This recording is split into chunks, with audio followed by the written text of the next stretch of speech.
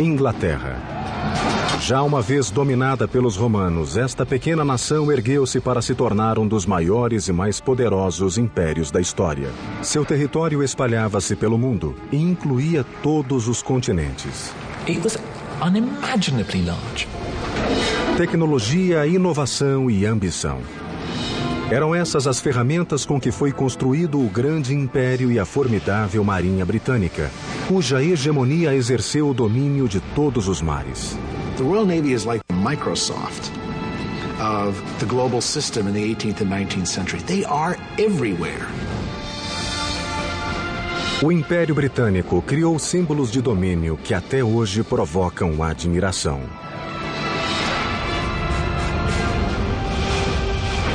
Mas as bases do Império foram erguidas com muito sangue derramado e incansável busca de conquistas.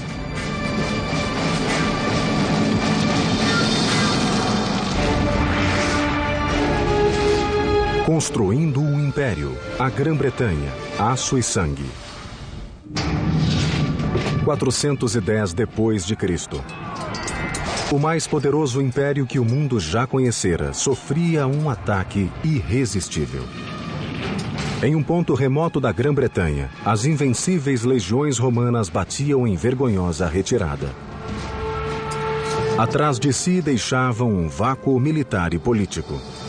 Pela primeira vez em mais de 400 anos, a vulnerável ilha teria de prover a própria subsistência. Era o fim de um império e o início de outro.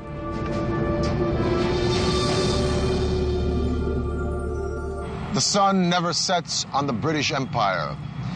I've heard those words all my life, ever since I was a kid, even though I've never lived in England, and that empire is long gone. Hello, I'm Peter Weller.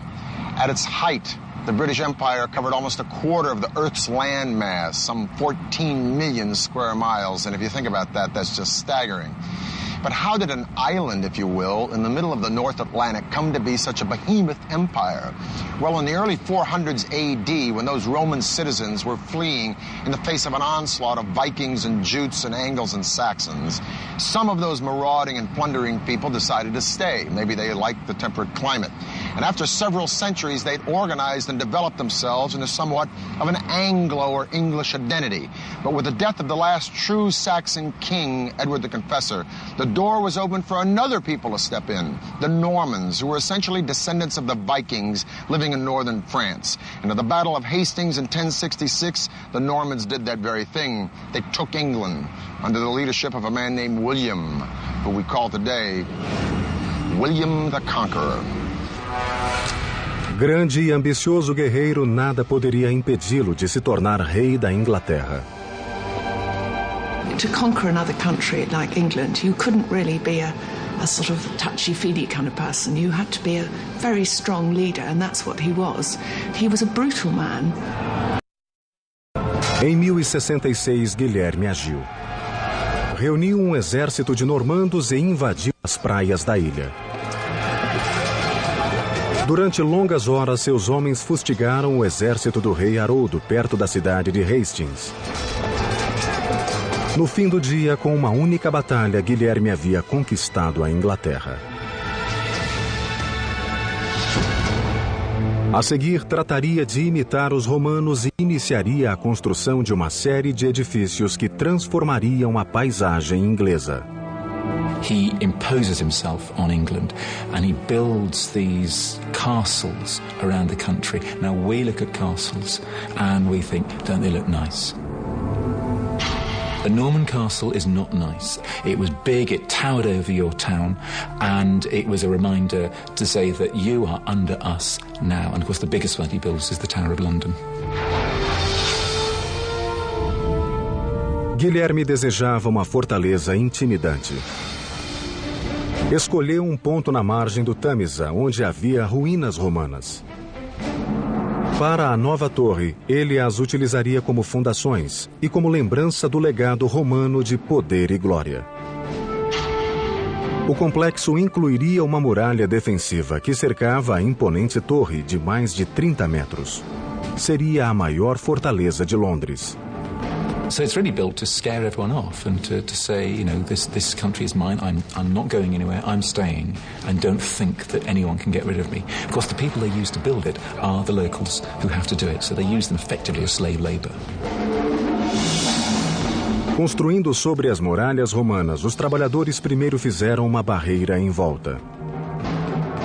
Na ala norte e sul, onde não havia fundações romanas, escavaram valas e ergueram uma paliçada de madeira como barricada. A seguir, começaram a trabalhar na torre em si. Durante 700 anos, a Inglaterra se apoiara em construções de madeira. Agora, Guilherme traria de volta a grandiosidade das técnicas de engenharia romana. Primeiro, Guilherme mandou construir a torre de pedra. Como não confiava no material local, importou o melhor calcário da França. Os engenheiros incorporaram arcos e abóbadas na estrutura que suportariam bem a torre. Dentro da majestosa catedral, os trabalhadores ergueram várias abóbadas interligadas entre si, o que permitiu que o edifício se apoiasse em 4 pilastras. As janelas também ganharam maior espaço para iluminar o grandioso interior.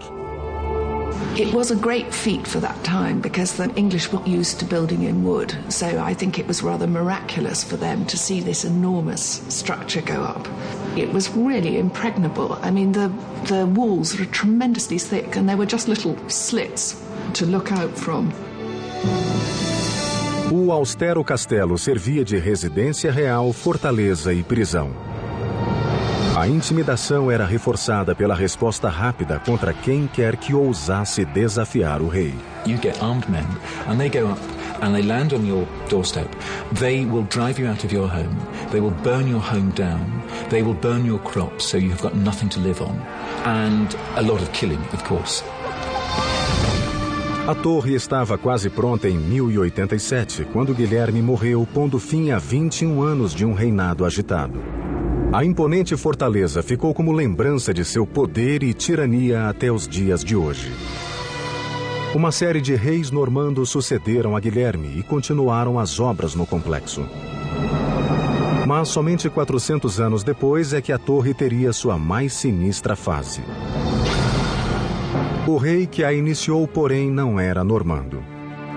Nascera da tradicional família inglesa Tudor e se tornaria um dos mais cruéis governantes da história da Inglaterra. Seu nome era Henrique VIII. O apetite de Henrique era lendário, quer por comida, quer por mulheres, quer por poder. Ele também queria um filho que um dia herdaria a coroa. The best way to fulfill your duty and your destiny as a king is to produce a safe line of male heirs.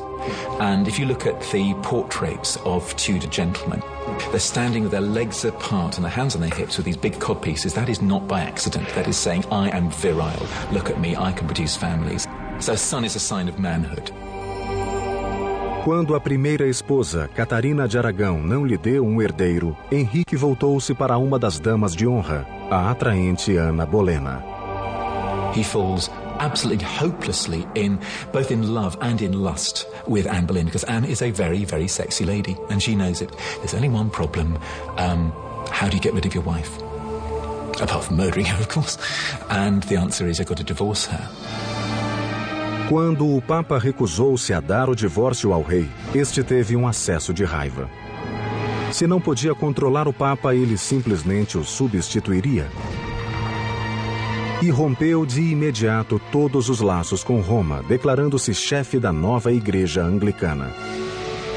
Henrique agora tinha poder absoluto em seu reino. Divorciou-se de Catarina e coroou Ana rainha.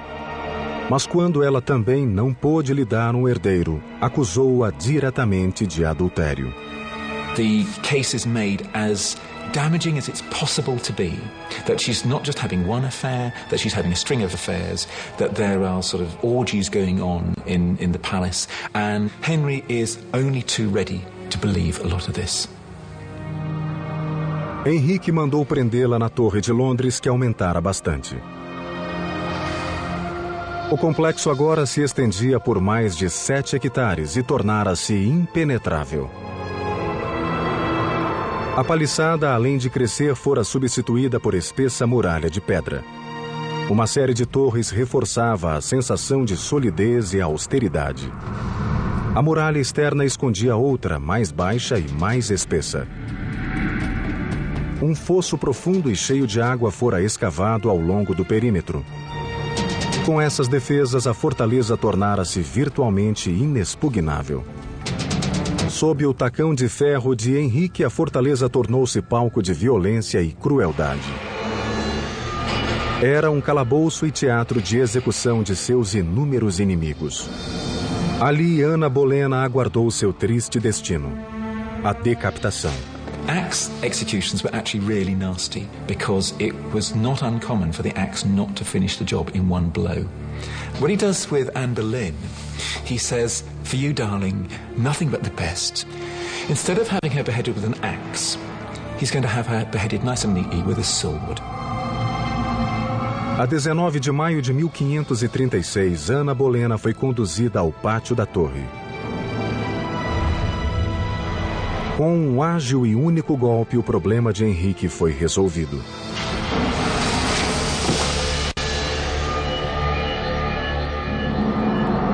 Mas ter um filho homem era apenas parte do que Henrique ambicionava. Desde o começo de seu reinado, ele sonhava com a glória de transformar a Inglaterra em um esplendoroso império. This idea of a realm that would cover every part of Europe and extend beyond was always in the back of Henry VIII's mind. His real vision and dream, his great appetite was for dominion and empire. Mas o caminho para o império tinha dois obstáculos: França e Espanha, as superpotências da Europa. Para atacá-las, teria de encher o mar de verdadeiras armas de guerra flutuantes.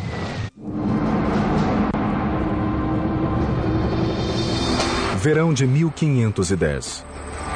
Um exército de trabalhadores devassou as florestas recolhendo material para a colossal tarefa de fazer da Inglaterra um império. Antes de conquistar terras, Henrique teria de conquistar o mar. E mudou radicalmente a estratégia de guerra, transformando os navios em armas mortíferas. He is the one who first begins putting heavy guns on ships. To put these large siege warfare type guns, ship cracking guns, some of them weighing almost a ton, on shipboard that could be used to batter your enemy into submission. Grandes canhões exigiam grandes navios. Henrique ordenou aos engenheiros navais que projetassem uma frota imbatível. Da frota, a nau Capitânia era um dos primeiros vasos de guerra do mundo. Chamava-se Mary Rose. The Mary Rose really epitomizes the mentality of naval planners of that age. Get as many guns pointing as many directions on shipboard as you possibly can. And that's what the Mary Rose is set to become, a gun platform. O Mary Rose introduziu um moderno avanço bélico: as portinholas. Eram orifícios nos costados do navio com janelinhas que podiam se fechar. Isso permitia que os canhões se posicionassem e disparassem através do costado. Desse modo, os decks foram dedicados somente à potência de fogo dos artilheiros. A combinação fez do Mary Rose uma máquina de destruição. This was a major revolution, really, in ship design, of which the Mary Rose was sort of very beginning. Em meados do século XVI, a marcha da Inglaterra rumo à supremacia naval prosseguia rapidamente. Mas Henrique deparou-se com um problema. Armar os navios com canhões de bronze depressa esgotaria os recursos do tesouro inglês. He's got to find other ways to produce the kinds of, heavy artillery which can help his armies and his navy fight effectively, but at a lower cost. And the cast iron gun is the perfect solution. The cast iron gun runs less than a fifth of the cost of a bronze one. Não havia canhões de ferro fundido eficientes. Mas Henrique sabia o que fazer. Voltou-se para os melhores ferreiros do país na região de Weald e confiou a missão a seus engenheiros. The difficulty with casting in iron a large piece like a cannon was the fact that, for a start, iron had to be melted at a much higher temperature. Só havia um modo de conseguir a temperatura suficiente. Era a maravilha da época, o alto forno.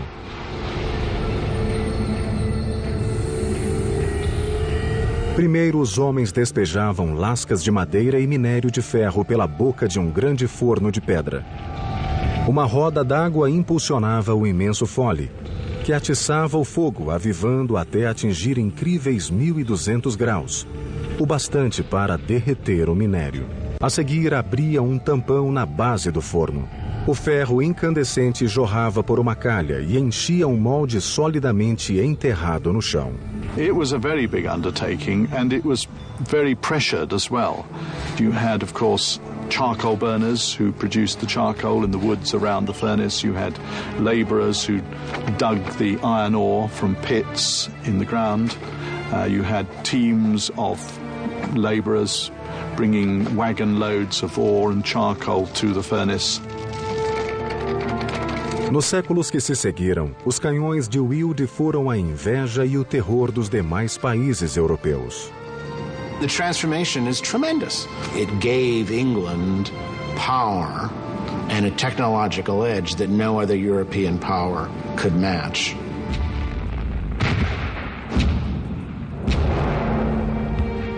Em 30 anos, Henrique transformara sua frota em potência. Mas não viveria para ver realizado seu sonho de conquistar a Europa. Colossalmente obeso, seu apetite sem limites acabou por matá-lo. Morreu em 1547, deixando um legado de crueldade e inovações até hoje lembradas e cantadas. Henrique lançara as sementes de que brotaria um poderoso império. And Henry lays the foundations all right by building a navy, by building this notion of Britain as forming an empire, an imperial presence in the world. Respaldado pelo poderio de sua marinha, o império expandiu-se nos 150 anos seguintes através de conquistas e colonizações. No século XVIII, a Grã-Bretanha controlava parte da Índia, África, Índias Ocidentais e a América do Norte. Mas duas grandes ameaças ao florescente império pairavam no ar. E o rei que as combateria, Jorge III, também combateria os próprios demônios. It's always talked about as his madness. It was a physical illness that he had, but the effect was that it affected his brain. Jorge começou a dar sinais de insanidade em 1788, 7 anos após uma derrota desmoralizante. Um punhado de homens havia derrotado os invencíveis britânicos na guerra pela independência. Tratava-se dos americanos. When the British troops leave Yorktown, when they surrender, they play this tune, "The World Turned Upside Down," and that is really how it seems. The world has turned upside down. The world's gone mad. When rebels win. Durante a década seguinte, o mundo de Jorge foi se fechando sobre ele. Em 1804, outra ameaça veio atormentar o rei, levando o Império de Roldão. O imperador francês Napoleão Bonaparte. No início do século XIX, o tirânico conquistador havia tomado a Europa. A Inglaterra era o último obstáculo para o domínio continental. He was as large a threat as the Nazis were in the Second World War. He was amassing the forces for an invasion of the British Isles. A Marinha Real Britânica tornara-se soberana dos mares. Em 1805, ela enfrentou a ameaça napoleônica de peito aberto na famosa Batalha de Trafalgar. Com excelente técnica naval e os mais avançados navios da época, a Inglaterra aniquilou a armada francesa e a espanhola somadas. Trafalgar confirms Britain's position as the supreme maritime power, and the British emerge as the unsurpassed masters of those naval technologies.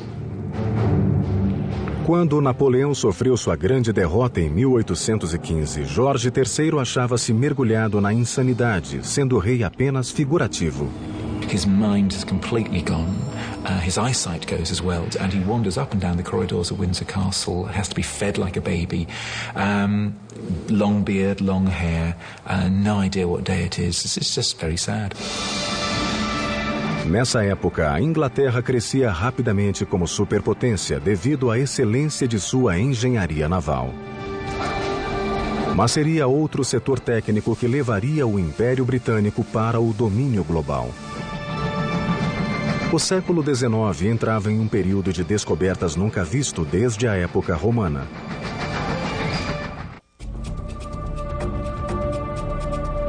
No século XIX, a Grã-Bretanha transformara-se em titã industrial transbordante de riquezas. Esse incrível êxito devia-se a um período de muitas invenções tecnológicas que pipocaram pelo império e depois encantaram o mundo. It's hard to think of a period in history where you had so much creativity in terms of technology, so much willing to experiment with the possibilities of what you can do with machines, what you can do with engineering, what you can do with architecture. No passado, os impérios foram construídos à mão. Agora, a Inglaterra construiria o seu com máquinas. Engineering innovations like cast iron and the turning of a warship into a single ballistic offensive entity with guns transformed the English Navy. And that Navy transformed England into an empire. And that military and commercial empire that spread from Europe to Asia, from the Americas to Africa, dominated the seas. But what about the land? Because by the early 1800s, Britain was jumping with productivity, but lacking in means of overland distribution.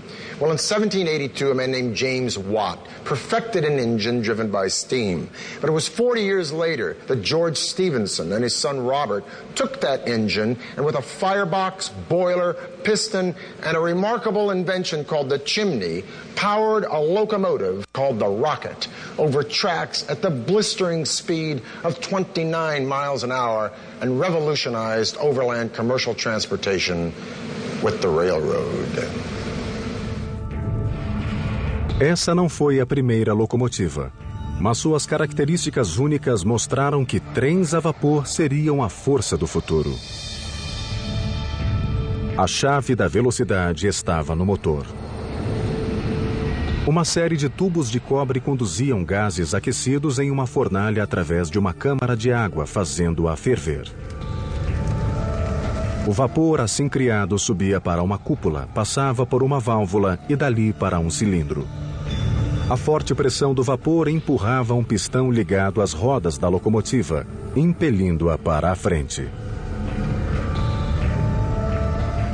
O vapor era liberado pelo novo dispositivo, a chaminé, e ar fresco era sugado para a fornalha, avivando o fogo.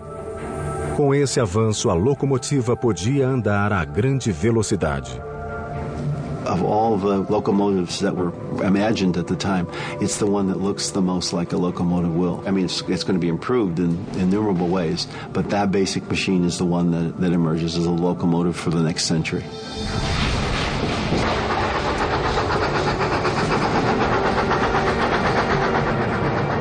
Começava a febre de ferrovias na Grã-Bretanha. Em 1833, um brilhante engenheiro ganhou fama quando entrou na corrida das ferrovias. Seu nome era Isambard Kingdon Brunel. Brunel was a real showman.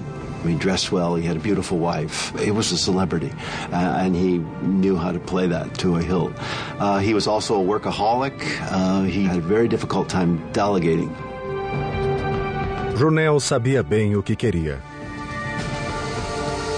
Ele resolvera que sua ferrovia seria a mais arrojada até então.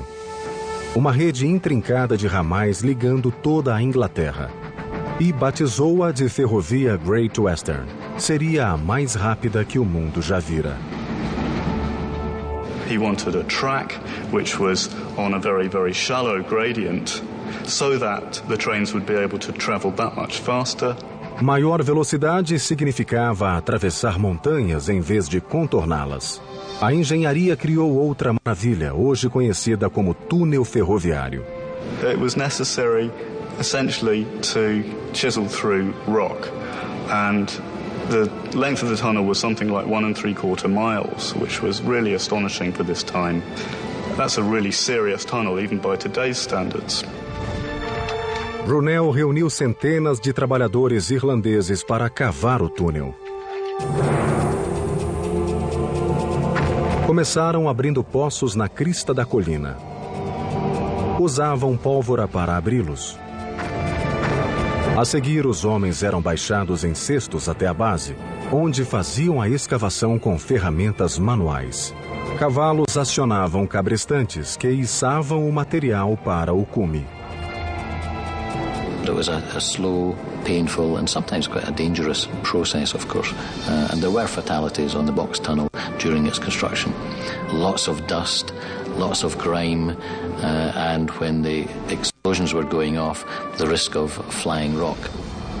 Após 4 anos de trabalho em que pereceram mais de 100 pessoas, o túnel estava pronto.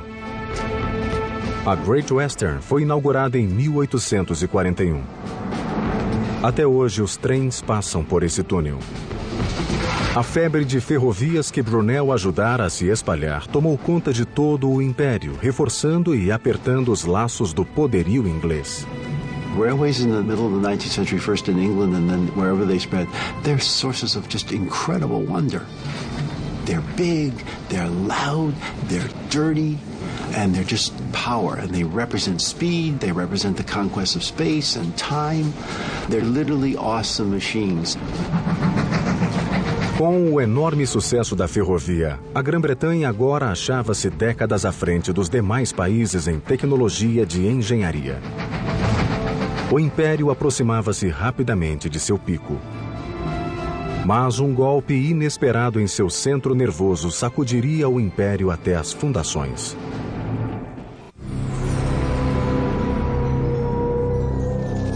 Outubro de 1834.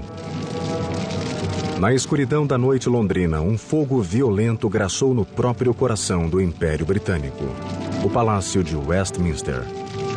Por séculos, esse complexo de edifícios vinha sendo o centro de comando do poderio britânico e um símbolo inegável de sua força. Agora, enquanto as chamas transformavam o palácio em um inferno enraivecido, milhares de pessoas observavam a destruição, tomadas de horror, imaginando o que seria de seu mundo. The fire of 1834 had dealt a devastating blow to the political nerve center of the British Empire. Westminster Palace had stood in some form or another since the late 11th century during the time of William the Conqueror. And now these ruins had the British people wondering, would Parliament ever meet again in this place? Would Parliament ever rise and vote again in these magnificent buildings that had given birth to the modern political process? Well, a Royal Commission was appointed to decide this very thing, and the Royal Commission decided, yes, Parliament would be reconstructed in this place. But now a more difficult question came up. What would these buildings look like? Would they be neo-Gothic, French, Italian, or English? Or would they be the perpendicular style of Elizabethan Tudor or English Renaissance? A sort of a civic war happened for 2 years until 1836. The Royal Commission, over 97 proposals, chose the plan of a man named Charles Barry, who was a fan of the Italian Renaissance, but he combined those elements with neo-Gothic, and he gave us this, the Houses of Parliament we have today. Sort of a mishmash of styles, but a stunning mishmash nonetheless.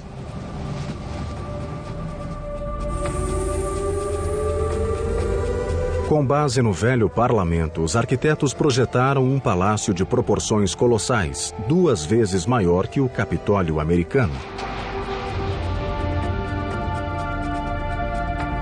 Construído com um calcário nobre chamado Anston, o palácio ocupou mais de 3 hectares de terra, com torres alcançando até 100 metros de altura. Ficou decidido ainda que uma das estruturas teria um relógio no alto. Hoje ele é conhecido como Big Ben.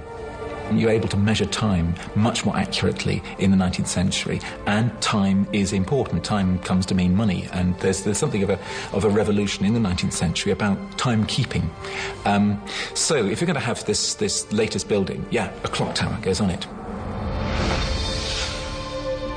Quando o astrônomo real George Airy listou o que precisava para o relógio, todos ficaram pasmos. Seria o maior e mais perfeito relógio que o mundo jamais vira. Now, Airy's demands for excellence were fairly rigorous. For instance, one of his requirements was that the clock be accurate to within 1 second every 24-hour period. And furthermore, that the accuracy reports of this clock be telegraphed on down the River Thames to the Greenwich Observatory twice a day. Now, this was not the 21st century age of information.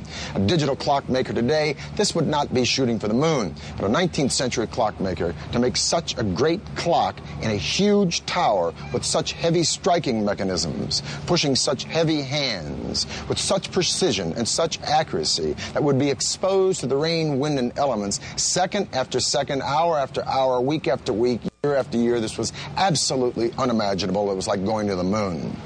So Parliament, rightfully, asked Airy if he might come up with a plan that was a little bit more reasonable, a little less expensive. But Airy was adamant. And thus the clock today we call Big Ben, which is really the name of the bell, became the standard for timekeeping the world over.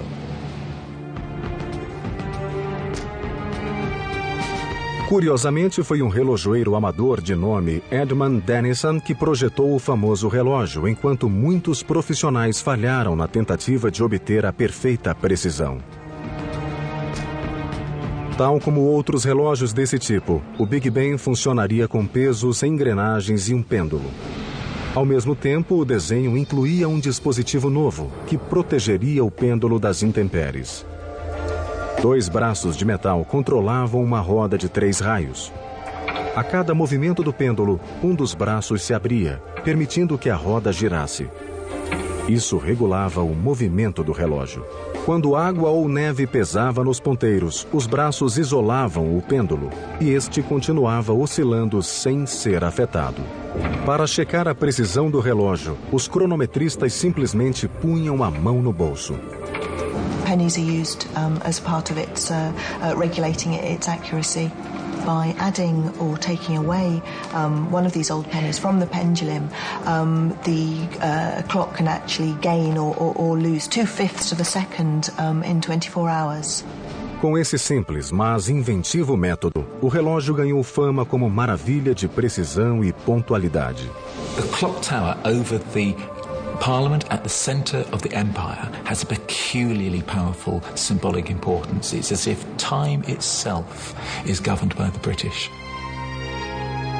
Uma série de sinos informava os tempos secundários e um enorme sino central tocava a hora. Um fundidor chamado George Mears produziu o sino dentro das especificações de Denison. E assim nasceu o Big Ben, pesando nada menos que 13 toneladas.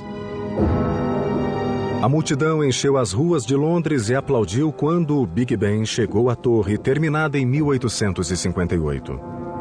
Desde então, ele alegra a capital com seu som inconfundível. London grew as a city tremendously. It was really the first large-scale conurbation in the world. And as a city, it had to have its icons, and the ultimate icon being the mother of parliaments, the parliamentary building with Big Ben as a symbol of the strength and the power of the British Empire. Em meados do século XIX, a Grã-Bretanha chegou ao ápice da tecnologia da época.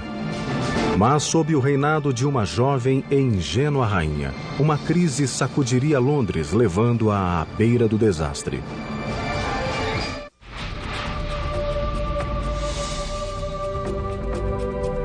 Em 1837, uma adolescente assumiu o trono da maior potência do mundo. Sua ascensão ao poder causou comoção em todo o país. Súditos e ministros consideravam-na mimada, impulsiva e despreparada para governar. Era ela a Rainha Vitória. She was only 18 when she came to the throne, and she'd had a very, very difficult first couple of years on the throne, and in fact was very unpopular.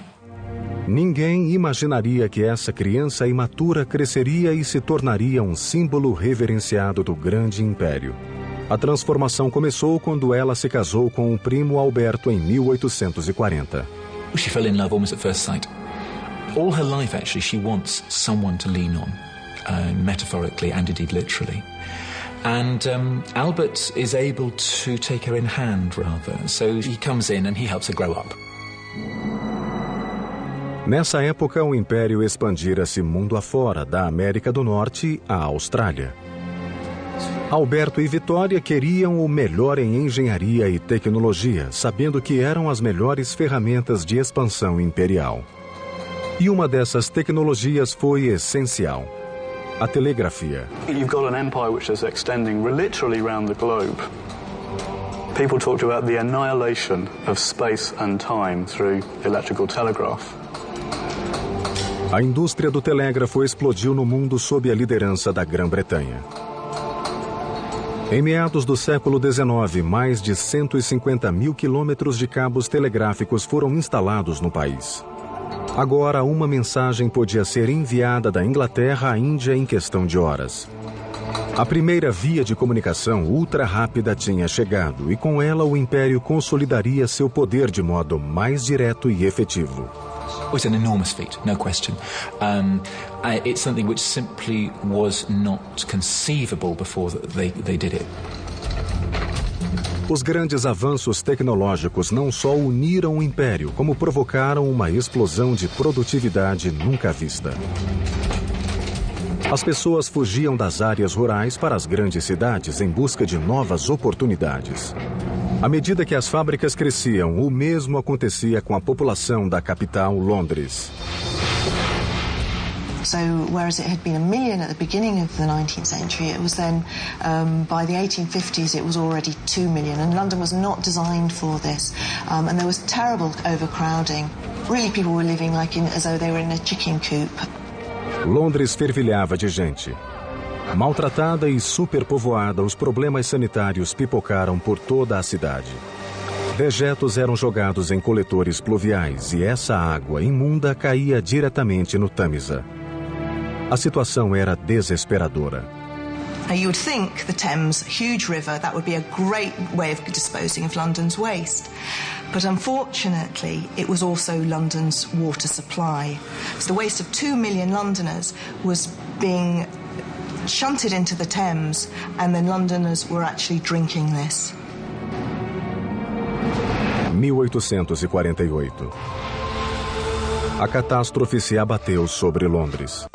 Uma epidemia de cólera devastou a cidade, matando mais de 14 mil pessoas. 3 anos depois, outra epidemia apareceu, ceifando mais de 10 mil vidas. Os cemitérios transbordavam. A cidade mais avançada do mundo enfrentava um terror somente igualado na Idade Média, com a peste negra. In the space of 30 years, over 30,000 Londoners died, and this was because of cholera, and because cholera was spreading through London's polluted water supply. It was shocking. Algo precisava ser feito. As autoridades procuraram o engenheiro Joseph Bazalgette, cuja solução revolucionou o planejamento urbano. Ele e milhares de trabalhadores começaram a construir o mais avançado sistema de esgoto da época. O plano de Bazalgette era instalar interceptores gigantescos de cada lado do Tâmisa, paralelos ao rio. Esses coletores principais foram conectados aos velhos canos de esgoto, recebendo os dejetos e desviando-os do precioso rio. The genius of the system was that gravity was used wherever possible to actually move the sewage out of London. So the sewers actually ran at an incline. Quando a profundidade atrapalhava o processo, Bazalgette construía estações de bombeamento. Ali, motores movidos a vapor elevavam o esgoto a uma cota mais alta e o processo se repetia. A tubulação conduzia os dejetos para 2 reservatórios, onde eram armazenados e liberados na maré alta quando a natureza completaria o processo. The sewer system really was one of the marvels of the 19th century. It used 300 million bricks. There was extraordinary earth moving. It was a truly colossal task and brilliant, amazing. O extraordinário feito de engenharia transformou Londres na primeira metrópole mundial. Os demais países da Europa estudavam o projeto com admiração. Mas poluição não seria a única crise do reinado de Vitória. If you read Hard Times or Oliver Twist or David Copperfield or any of the other genius works by Charles Dickens, you'll get a sense of the staggering overpopulation in London in the 19th century. And some of the fallout of this horror was the sheer volume of traffic in London, a chaos of pedestrians and horses and carriages and carts hauling everything from hay to hardware. The traffic from the south alone was bottlenecking the London Bridge such that London felt like it was choking to death on its own success. London needed another river crossing, but a traditional bridge would block the big merchant boats coming upriver to the port. No, what London needed was a drawbridge, like that one. Construíram a ponte levadiça maior e mais sofisticada de quantas havia. E chamaram-na Ponte da Torre. Era toda de aço revestido de pedra para combinar com a Torre de Londres. Quando a ponte foi erguida, as básculas, de 1.200 toneladas cada uma, eram erguidas por motores a vapor. A energia fazia girar os pinhões ao longo de uma barra denteada, presa ao vigamento. Um eixo girava, enquanto o pinhão erguia a estrutura. As básculas paravam a um ângulo de 83 graus, permitindo que qualquer navio passasse. The rising of the bridge only took 1 minute to raise it, so it was an incredible feat of engineering. 400 homens levaram 8 anos para construir a Ponte da Torre. Hoje ela é uma das pontes mais conhecidas do mundo. Embora tivesse sido o grande mentor dessas obras, Alberto não viveu para vê-las prontas. Morreu em 1861, deixando Vitória inconsolável. Queen Victoria fell into grief the like you have never seen. Por quase 10 anos, Vitória isolou-se de tudo e de todos. Quando finalmente voltou à vida pública, a rainha surgiu forte e poderosa, dona de si como nunca fora. A adolescente imatura tornara-se uma verdadeira rainha moderna e ocupou bem seu lugar de líder do Império Britânico. All over the world, statues to Victoria are erected. There are massive celebrations all over the world, and in many cases, those celebrations are joined by the colonized peoples. She becomes a figure of affection. Vitória tornou-se símbolo do esplendor e poder do Império. Seu reinado marcaria o auge do poder britânico no mundo. O Império agora tinha possessões em cada continente e governava mais de 400 milhões de pessoas. Nenhum país pôde rivalizar com tal poder. O mundo não veria outro império desse tamanho. Queen Victoria died in 1901 at the dawn of the 20th century. She presided over a realm as large, as optimistic, confident, and as innovative as any in history. The British Empire had dragged mankind smashing into the modern age with mass production, rapid transit, and communication. The world would never be the same. Every single country and culture on this planet today has benefited in some way or another from British vision and imagination. The sun may have finally set on the British Empire, but regarding the miracles of the modern age, the sun never burned brighter. For the History Channel, I'm Peter Weller.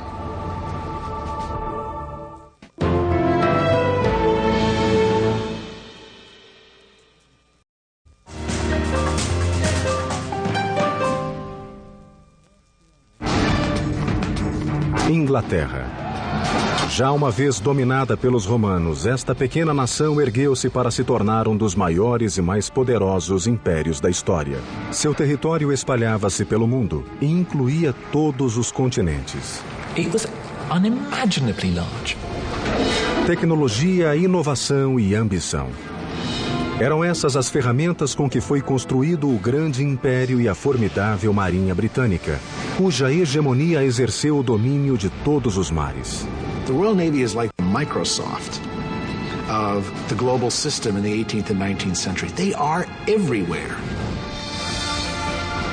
O Império Britânico criou símbolos de domínio que até hoje provocam admiração.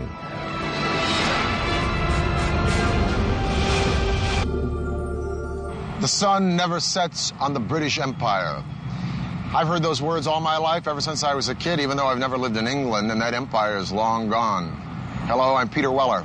At its height, the British Empire covered almost a quarter of the Earth's land mass, some 14 million square miles, and if you think about that, that's just staggering.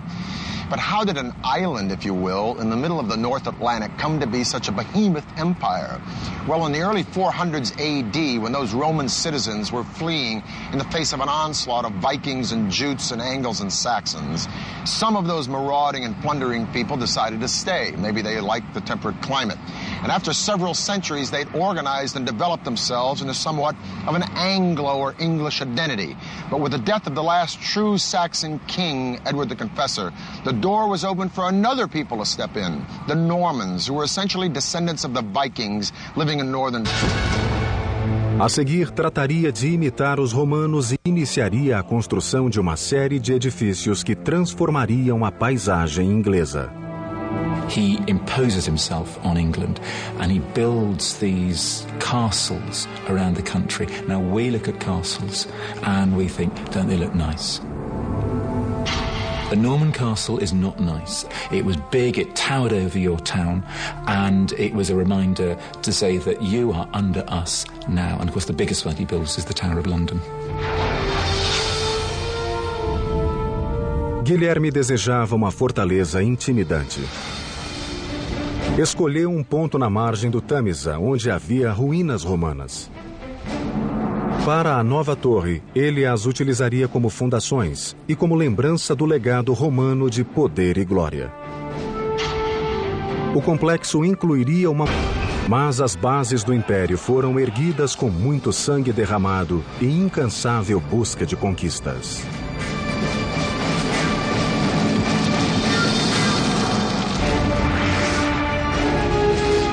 Construindo o império, a Grã-Bretanha, aço e sangue. 410 depois de Cristo. O mais poderoso império que o mundo já conhecera sofria um ataque irresistível. Em um ponto remoto da Grã-Bretanha, as invencíveis legiões romanas batiam em vergonhosa retirada. Atrás de si deixavam um vácuo militar e político. Pela primeira vez em mais de 400 anos, a vulnerável ilha teria de prover a própria subsistência. Era o fim de um império e o início de outro. France. And at the Battle of Hastings in 1066, the Normans did that very thing. They took England under the leadership of a man named William, who we call today William the Conqueror.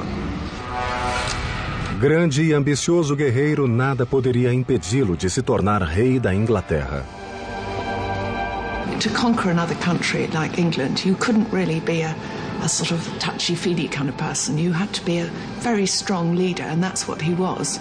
He was a brutal man. Em 1066, Guilherme agiu. Reuniu um exército de normandos e invadiu as praias da ilha. Durante longas horas, seus homens fustigaram o exército do rei Haroldo perto da cidade de Hastings. No fim do dia, com uma única batalha, Guilherme havia conquistado a Inglaterra.